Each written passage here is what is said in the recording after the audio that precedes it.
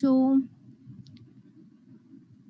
now audit में which type of assurance is given under audit? Reasonable. Reasonable assurance. Good. Okay. Just wait.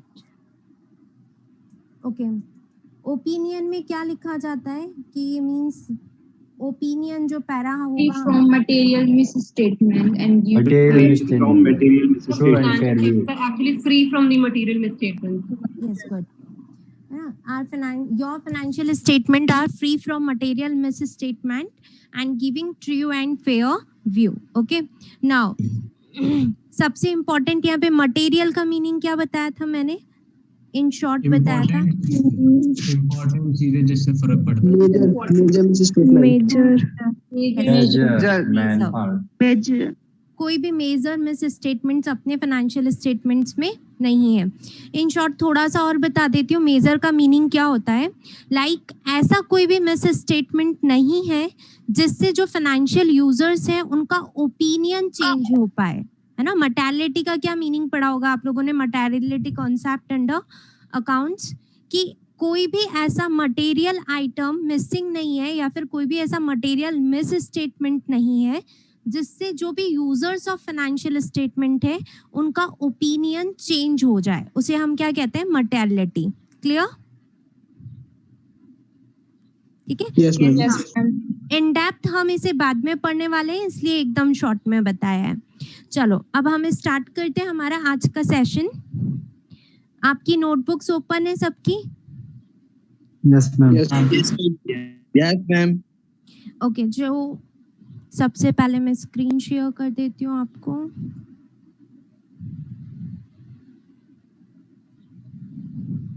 Okay, now question number 3.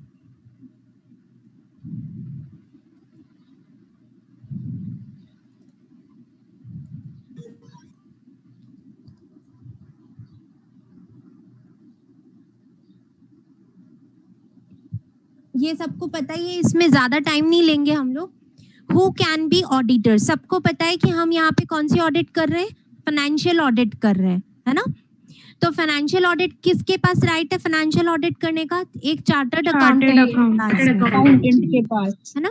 अच्छा, अब आप लोगों को future में ये कंफ्यूजन हो सकता है कि मैडम यहाँ पे तो सिर्फ ऑडिटर कहा, तो हम कैसे समझे कि ये कौन से ऑडिटर के बारे में बात कर रहा है, कॉस्ट ऑडिटर या फिर सेक्रेटरियल ऑडिटर, कौन से ऑडिटर के बारे में बात कर रहा है. क्योंकि अपने जब अपन आगे पढ़ेंगे तो अपने छोटे छोटे पैराज आएंगे regarding cost audit, regarding secretarial audit, है ना. तो आपका ये क्वेश्चन रहेगा कि कैसे हमें एग्जाम में पता चलेगा. तो आज ही क्लियर कर लो, जब भी ऑडिट वर्ड आता है ना, ओनली ऑडिट, वो हमेशा फाइनेंशियल ऑडिट के बारे में बात कर रहे हैं. ऑडिट या फिर ऑडिटर, ओनली वर्ड्स आते हैं ये, तो वो लोग हमेशा फाइनेंशियल ऑडिट के बारे में बात कर रहे हैं. अगर उनसे आपको कॉस्ट ऑडिटर के बारे में पूछना है ना, उन लोगों को आपसे कॉस्ट ऑडिटर के बारे में पूछना है तो वो स्पेसिफिकली कॉस्ट ऑडिटर लिख करके देंगे आपको.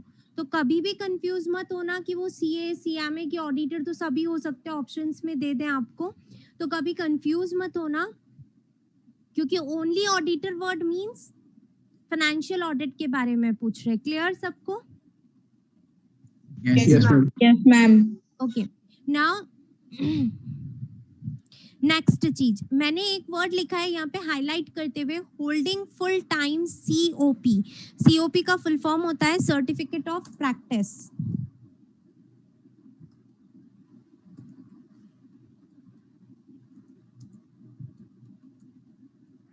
अच्छा, अब ये पहले समझा देती हूँ कि ये होता क्या है.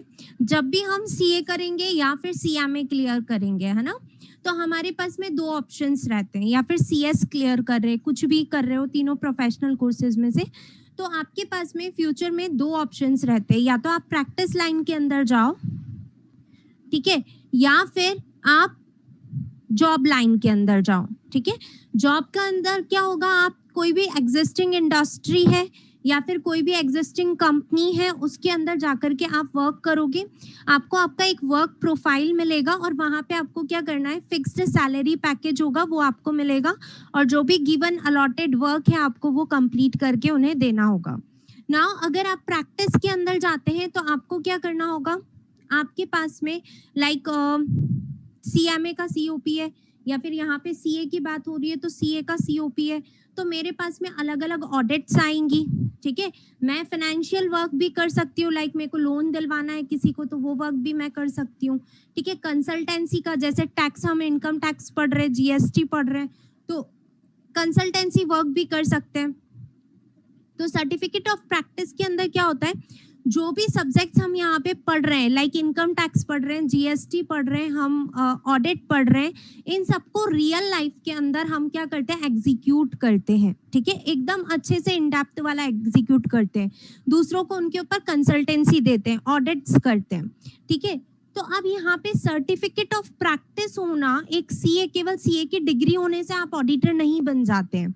CA की डिग्री के साथ साथ में आपको प्रैक्टिस चूज करना होता है, प्रैक्टिस के अंदर आपको सर्टिफिकेट ऑफ प्रैक्टिस लेना होता है इंस्टीट्यूट से, देन आप किसी कंपनी का या किसी एंटिटी का ऑडिट कर सकते हैं। ठीक है, अगर आप जॉब लाइन में जाते हैं कि मुझे EY में जाकर जॉब करना है या फिर मुझे सैमसंग में जाके जॉब करना है, रिलायंस में जाके जॉब करना है, इन दैट केस आपको सर्टिफिकेट ऑफ प्रैक्टिस नहीं लेना होता है, सिर्फ आपके पास CA की डिग्री रहेगी या फिर CMA की डिग्री रहेगी और आप वहां पे जॉब करेंगे। ठीक है, इन दैट केस आपके पास में ऑडिट राइट्स नहीं रहते हैं। ठीक है, तो केवल अगर हम बोलते कि चार्टर्ड अकाउंटेंट ही ऑडिट कर सकता है, तो यहाँ पे हम क्या कह रहे हैं, 2 जने, चार्टर्ड अकाउंटेंट के पास भी 2 लाइन्स हैं, तो हमें पूरा बोलना चाहिए हमेशा chartered accountant in practice.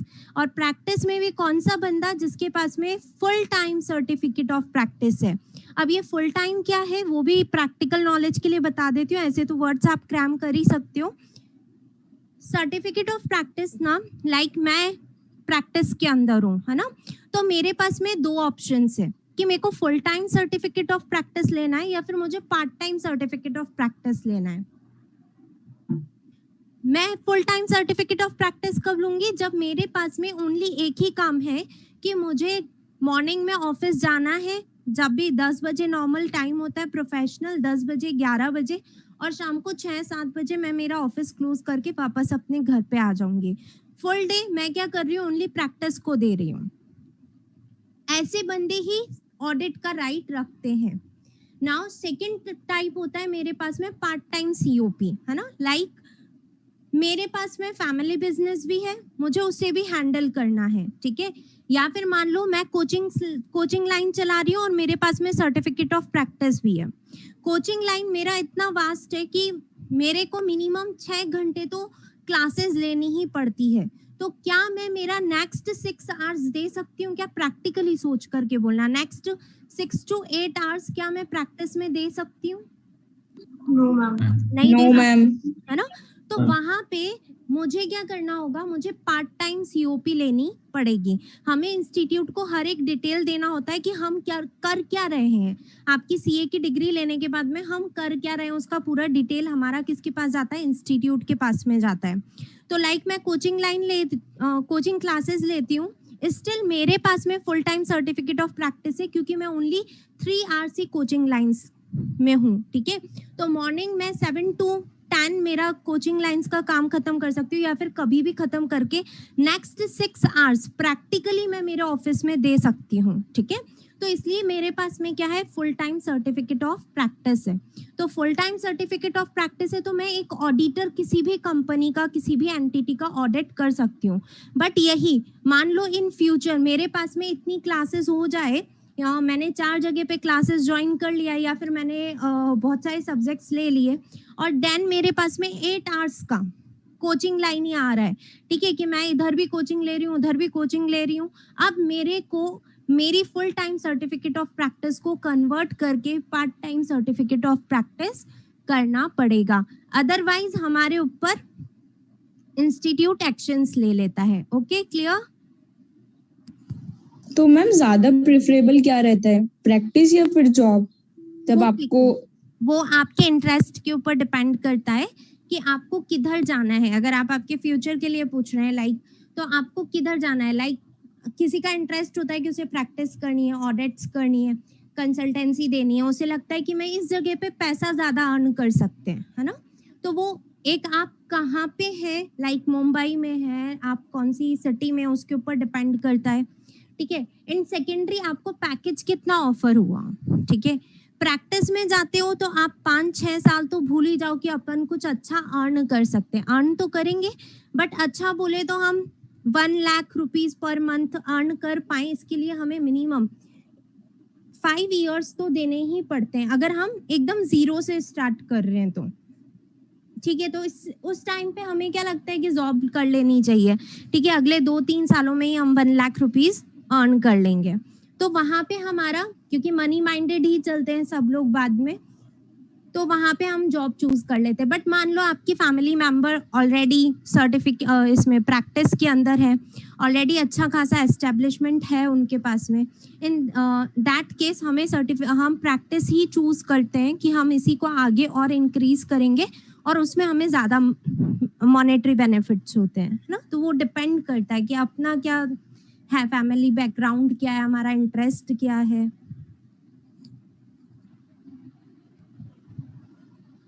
Okay ma'am. तो क्लियर सबको, हु कैन बी ऑडिटर, फटाफट से बोलो। सीओपी लेने के लिए कुछ करना पड़ता है क्या उसको? बस एक फॉर्म फिल करना होता है, और जो मनी होता है आपका डिपॉजिट करवाना होता है, 4,000 या 5,000 per month, sorry per annum रहता है वो अपने को डिपॉजिट करवाना होता है इंस्टीट्यूट को। ये फिर कभी विड्रॉ नहीं कर सकता। क्या बोल रहे हो? मैम जो आपने फीस सीओपी की, वो सीए की मेंबरशिप के अलग से देनी पड़ती है, मतलब एडिशनल में, या फिर उसमें एडिशनल नहीं, एडिशनल। सीए की मेंबरशिप के लिए अलग पैसा जाता है, सीओपी के लिए अलग पैसा जाता है, ठीक है। दोनों का एवरेज मिला के 7,000 अप्रोक्स जाता है। हाँ, फुल टाइम से पार्ट टाइम कराए या फिर पार्ट टाइम से फुल टाइम कराए, तो इसके अंदर भी मतलब चार्जेस लगते हैं क्या? नहीं, उसके अंदर कोई चार्जेस नहीं लगते हैं, ठीक है। चलिए, क्लियर सबको, फटाफट से बोलो, who can be auditor. Ma'am yes start. Ma'am एक क्वेश्चन था, जैसे मैम पहले मतलब बंदा कोई भी मान लीजिए वो प्रैक्टिस कर रहा है, फिर उसको प्रैक्टिस में मतलब इतना ज्यादा वो मॉनेटरी टर्म्स में वो कमा नहीं पा रहा, फिर वो चाह रहा है कि वो जॉब कर ले या वो कर ले, तो उसे सर्टिफिकेट ऑफ प्रैक्टिस अपना सीज करना पड़ेगा या हाँ, वो सरेंडर मतलब करना होता है। एक सरेंडर फॉर्म आता है, ठीक है। आप उसे इंस्टीट्यूट को सबमिट कर दो कि I want to surrender my certificate of practice, then आप उसमें जॉब में जा सकते हैं। Okay ma'am. ओके, ठीक है। नाउ नेक्स्ट, हाँ फटाफट से, who can be auditor. Chartered chartered accountant. Chartered accountant, practice holding full-time certificate of practice, having qualification. Having qualifications given under section 141 of the Companies Act। ये क्या है, ये जो नेक्स्ट लाइन है, ये हम कंपनीज एक्ट का पूरा एक चैप्टर पढ़ेंगे, तब आपको समझ में आएगा, है ना। और ये ओनली गिवन है कंपनी ऑडिटर के लिए, क्योंकि कंपनीज एक्ट किसके ऊपर अप्लाई होगा, ओनली कंपनीज के ऊपर अप्लाई होगा, है ना। तो इसलिए ये वाली जो लाइन है, ये कंपनी ऑडिटर के लिए गिवन है, जो कि हम लोग बाद में चैप्टर पढ़ेंगे तब आपको समझ में आएगा, है ना। इसलिए अभी तक मैंने आपको सिर्फ फर्स्ट लाइन ही पढ़ाई है यहाँ पे। क्लियर? नाउ नेक्स्ट ले क्वेश्चन। Yes ma'am. ओके, ये नोट डाउन कर लेना आप लोग। अच्छा, अगर किसी का नोट डाउन होने से रह जाता है तो कोई बात नहीं, मैं आपको व्हाट्सएप पे ये फाइल शेयर कर दूंगी, आप लोग बाद में आराम से भी कर सकते हैं नोट डाउन। मैम वो लेक्चर कौन सा पोर्टल पे अपलोड करे आपने? मैंने ये आपके यस मैम, वो मिला नहीं, आप कोर्स नेम में वहाँ पे सर्च करना, या फिर मैं लिंक सेंड कर दूंगी आप लोगों को।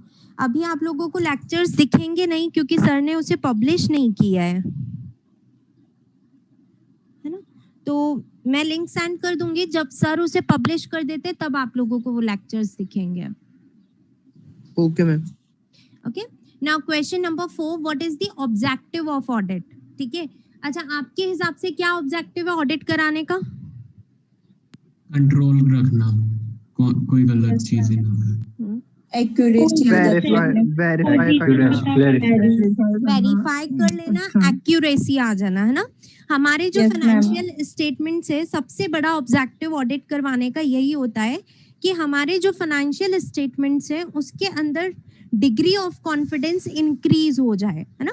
जो भी यूजर्स हैं फाइनेंशियल स्टेटमेंट के, वो देखें, एक आप उन्हें दो हाथ में ऑडिटेड फाइनेंशियल स्टेटमेंट और दूसरी किसी कंपनी का अनऑडिटेड, तो वो ऑब्वियसली ऑडिटेड फाइनेंशियल स्टेटमेंट्स पे क्या करेंगे, ज्यादा रिलाई करेंगे, क्योंकि एक इंडिपेंडेंट सीए ने उसे क्या किया है, सर्टिफाई किया है, सर्टिफाई नहीं बोलेंगे, उस पे अपना ओपिनियन इशू किया है कि whether it is true and fair और नॉट। क्लियर सबको?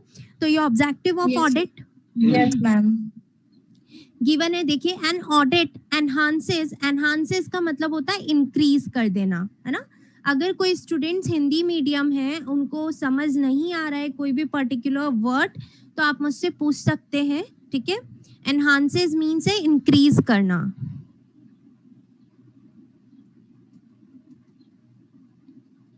Increase the degree of confidence of users of financial statements as they are verified for its validity and accuracy by an independent competent person।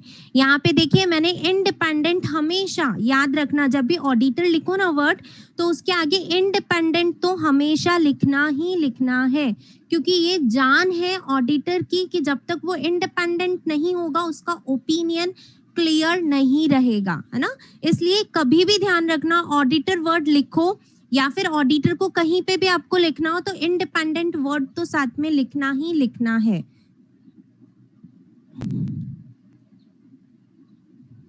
Clear?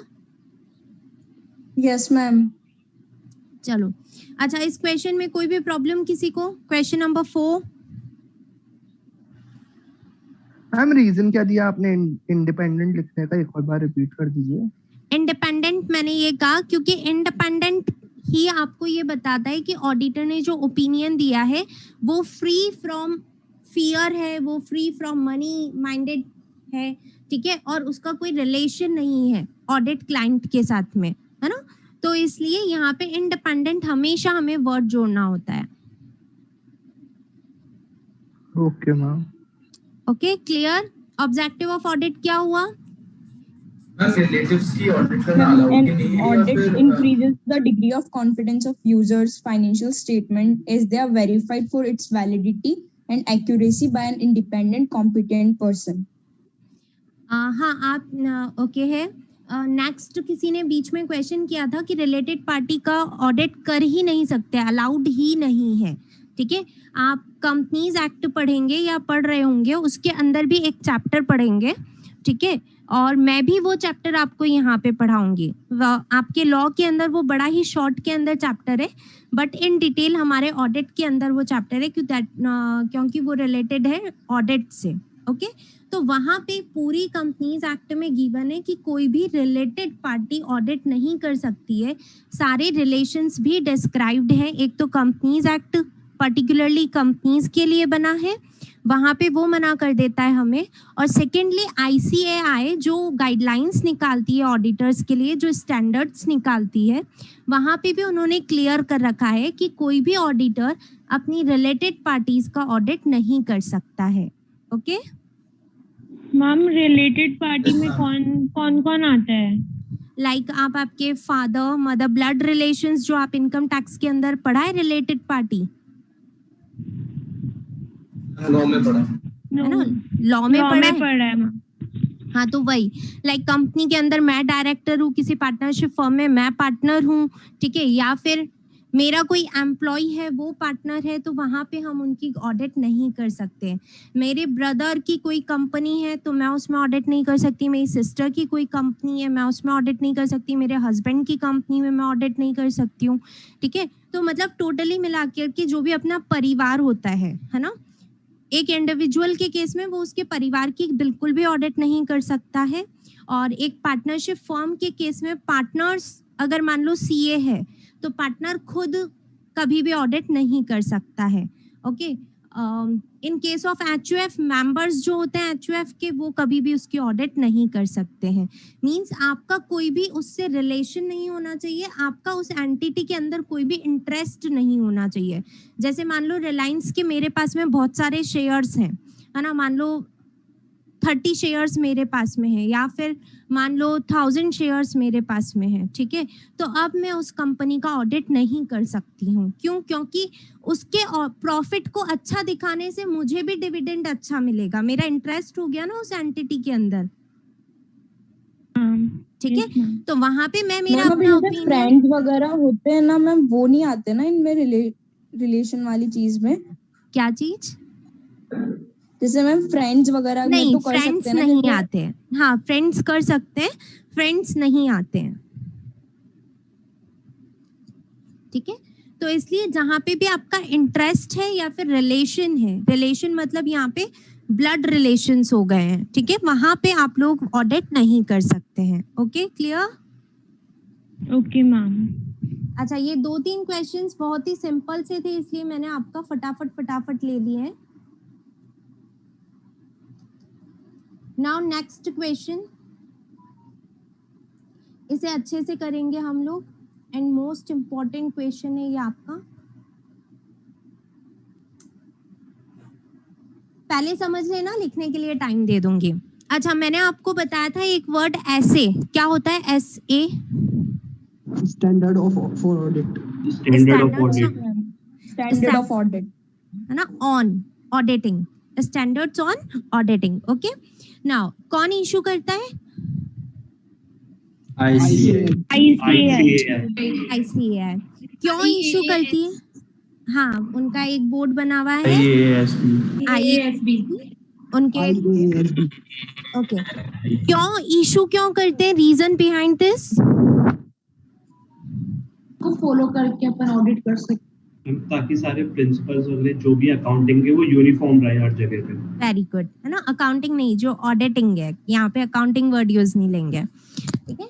कि हम एक auditor को audit करना कैसे है, वहां जाकर के आप किसी भी क्लाइंट के यहाँ पे जाकर के आपको क्या क्या प्रोसेस, क्या क्या प्रोसीजर्स फॉलो करने हैं, ठीक है, उन सब की गाइडलाइंस हमें गिवन होती है स्टैंडर्ड्स ऑन ऑडिटिंग के अंदर, ठीक है। कि आपको वहां पे जाकर के सबसे फर्स्ट ये चीज करना है, देन सेकंड ऑप्शन आपके पास में ये रहेगा, कैसे आपको एविडेंसेस कलेक्ट करने हैं, ठीक है, कैसे आपको इंटरनल कंट्रोल का जजमेंट करना है। तो ये सारी चीजें हमको कहाँ गिवन होती है? स्टैंडर्ड्स ऑन ऑडिटिंग के अंदर।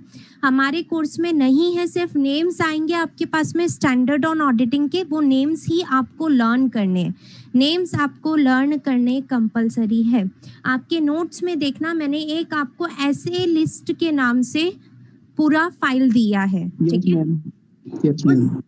ऐसे लिस्ट के अंदर कुछ ऐसे आपके बोल्ड होकर के आए हुए हैं, और कुछ ऐसे आपके नॉर्मल फॉन्ट साइज के अंदर हैं, और कुछ आपके बोल्ड फॉन्ट के अंदर हैं, ठीक है। जो बोल्ड फॉन्ट के अंदर ऐसे हैं वो आपको पूरे लर्न होने चाहिए, क्योंकि जो आपके ऑब्जेक्टिव टाइप क्वेश्चंस आते हैं उसमें से मिनिमम 1 या 2 क्वेश्चंस आपसे ऐसे क्या ही पूछे जाएगा कि ऐसे नंबर 200 किसका है, तो आपको उसका नेम लर्न होगा, तभी आप करेक्ट आंसर दे पाएंगे, ठीक है। क्लियर सबको? Yes ma'am. Okay ma'am. बाकी ऐसे से रिलेटेड एज सच कोई क्वेश्चन नहीं आएगा।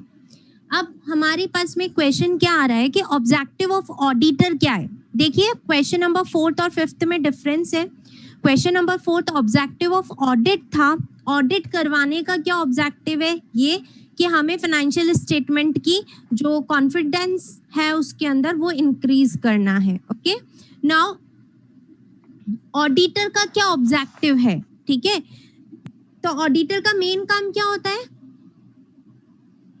ऑडिट करना, ऑडिट करके स्टेटमेंट्स वगैरह की, हाँ, लास्ट में फिर अपना ओपिनियन देना, ओपिनियन देना, ठीक है, कि क्या स्टेटमेंट है। Yes, very good. तो यही ऑडिटर का मेन ऑब्जेक्टिव होता है, क्या? ओपिनियन इशू करना, ठीक है। नाउ सेकंड चीज, क्या वो opinion issue without any guidelines कर सकता है, या फिर उसके ऊपर कोई गाइडलाइंस गिवन है? गाइडलाइंस गिवन है। जैसे हम क्या कहते हैं, उन गाइडलाइंस को हम क्या कहते हैं? स्टैंडर्ड ऐसे तो यही दो उसके मेन ऑब्जेक्टिव है। फर्स्ट कि उसे क्या करना है, एविडेंसेस ऑब्टेन करने हैं और रीजनेबल एश्योरेंस देना है या फिर अपना ओपिनियन इशू करना है कि जो फाइनेंशियल स्टेटमेंट उसने ऑडिट किए हैं whether they are free from material miss statement or not, whether they are free from fraud or errors or not. ठीक है, ये उसे क्या देना है, रीजनेबल एश्योरेंस वर्ड भी लिख सकते हो या फिर ओपिनियन वर्ड भी लिख सकते हो। ओके, नाउ सेकंड उसका मेन ऑब्जेक्टिव क्या है? सेकंड मेन ऑब्जेक्टिव है कि जो भी ऑडिट प्रोसीजर्स वहां पे अप्लाई कर रहा है वो सारे ऑडिट प्रोसीजर्स किसके अकॉर्डिंग होने चाहिए? स्टैंडर्ड्स ऑन ऑडिटिंग के अकॉर्डिंग होने चाहिए। ये इसका सेकंड मेन ऑब्जेक्टिव हो गया। ओके, मेन ऑब्जेक्टिव कितने ऑडिटर के? दो है ना। First is obtain reasonable assurance या फिर गिव ओपिनियन, जो भी आपको याद रहे वो रख लेना। Now second perform his audit procedures as per standards on auditing. Clear? Yes ma'am. है ना? Yes ma'am. रीड में करके बताऊंगी सब कुछ, आपको लिखने के लिए भी टाइम दूंगी, पहले समझ लो। जितना अच्छे से अटेंटिव होके यहाँ पे समझोगे वो चीजें आपको यहीं पे लर्न हो जाएगी, है ना। नाउ सेकेंडरी ऑब्जेक्टिव देखिए, प्राइमरी ऑब्जेक्टिव मैंने आपको बताया, और अगर आपसे ऑब्जेक्टिव टाइप क्वेश्चन में पूछते हैं कि what is the objective of auditor, तो प्राइमरी ऑब्जेक्टिव पे ही फोकस करना है। उसका ऑब्जेक्टिव यही है कि उसे ओपिनियन इशू करना है। ठीक है, नाउ अगर हमारे पास में सब्जेक्टिव टाइप क्वेश्चन आ जाता है 4 मार्क्स का, 2 मार्क्स का, ठीक है, कि ऑडिटर का ऑब्जेक्टिव लिखिए। नॉर्मली 4 मार्क्स के आते हैं, 2 मार्क्स के बहुत रेयर ही रहेंगे, तो सेकेंडरी ऑब्जेक्टिव भी वहां पे हमें डालना है। Now what is the secondary objective, ये मैं आपको बहुत अच्छे से पढ़ाऊंगी। सबसे पहले उसका प्राइमरी ऑब्जेक्टिव है ओपिनियन इशू करना, ये चेक करना कि फाइनेंशियल स्टेटमेंट में कोई एरर्स तो नहीं है। ठीक है, नाउ उसका सेकेंडरी ऑब्जेक्टिव है मेनली फ्रॉड्स के ऊपर। एरर्स तो ऊपर ही आ गई है ना, एरर्स तो मेनली ऊपर ही आ गई, but fraud and error word हमेशा ऑडिट के अंदर साथ साथ में चलते हैं। तो सेकेंडरी ऑब्जेक्टिव के अंदर 3 अलग अलग ऑब्जेक्टिव गिवन है। ठीक है, यहाँ पे देखिए मैंने 3 वर्ड्स ब्लू पेन से हाईलाइट किए हैं। फर्स्ट है उसका कि फ्रॉड्स को डिटेक्ट करना, फाइनेंशियल स्टेटमेंट में फ्रॉड्स को डिटेक्ट करना उसका सेकेंडरी ऑब्जेक्टिव है, नॉट प्राइमरी ऑब्जेक्टिव। ठीक है, सेकेंडरी ऑब्जेक्टिव है फ्रॉड्स को डिटेक्ट करना। नाउ ये सेकेंडरी के अंदर क्यों डाला, ये मैं आपको रीजन बता देती हूँ। क्योंकि फ्रॉड्स जो होते हैं वो इंटेंशनली होंगे या नॉन इंटेंशनली होंगे? इंटेंशनली होंगे। उनको सर्च करना, फाइंड आउट करना बहुत इजी होगा या बहुत हार्ड होगा? हार्ड होगा। क्यों होगा हार्ड? क्योंकि जो भी एविडेंसेस हैं आप उन्हें अपने आप ही मैनिपुलेट कर देंगे। ठीक है, फॉर एग्जांपल मैंने कहीं से भी चोरी की, ठीक है ना, चोरी की तो जितने भी सबूत होंगे मैं सारे सबूत मिटाने की कोशिश करूंगी या फिर सबूत छोड़ करके चली जाऊंगी? मिटाने की करोगे सारे, है ना, सारे वहां से प्रूफ जो है, एविडेंसेस जो है, मैं उन्हें क्या कर दूंगी, पूरे इरेज कर दूंगी। नाउ तो सेम चीज क्लाइंट्स करते हैं कि अगर उन्हें कुछ भी फ्रॉड करना है, से उनके पास में सैलरी के अंदर 5 बंदे हैं, 5 बंदे रियल में वहां पे वर्क नहीं करते हैं, बट अपना प्रॉफिट मैनिपुलेट करने के लिए उन्होंने 5 बंदे सैलरी रजिस्टर में एक्स्ट्रा दिखाए हुए हैं। ठीक है, नाउ जब ऑडिटर यहाँ पे आता है तो वो सारे एम्प्लॉइज को समझा देते हैं कि तुम्हारे यहाँ पे कितने वर्कर्स काम करते हैं, 30 नहीं 35 करते हैं। कितने करते हैं? 35। तो आपको अगर ऑडिटर पूछने आता है तो आप कितने बोलोगे? 35। रियल में 30 ही है ना। नाउ 5 बंदे अगर उनसे आज की डेट में अरेंज हो पाते हैं, अपने घर के कोई भी बंदे, तो वो घर के बंदे वहां पे बुला लेते हैं। ठीक है, हर मंथ वो क्या करते हैं, एक सैलरी स्लिप कट करते हैं कि भाई इसको हमने 10,000 रुपए पर मंथ दिए थे, उसके ऊपर क्या करवा लेते हैं, सिग्नेचर करवा लेते हैं कि आपको 10,000 हमने पेमेंट किया है। जब एक ऑडिटर के पास में सामने हर एक चीज एक्चुअल दिख रही है, 5 रियल में बंदे दिख रहे हैं, एम्प्लॉय सारे बोल रहे हैं कि 35 ही काम करते हैं, सैलरी रजिस्टर में उनका नाम आ रहा है, सैलरी के ऊपर पीएफ कटता है, ध्यान है, सैलरी इनकम टैक्स हेड पढ़ लिया? Yes, Yes, ma'am. ma'am. तो सैलरी के साथ ध्यान होगा, पीएफ कटता है, ग्रेचुइटी रहती है, Yes, ma'am. है ना? Yes, ma'am. Yes, ma'am. हर एक चीज वो यहाँ पे बहुत ही अच्छे से फॉलो कर रहे हैं।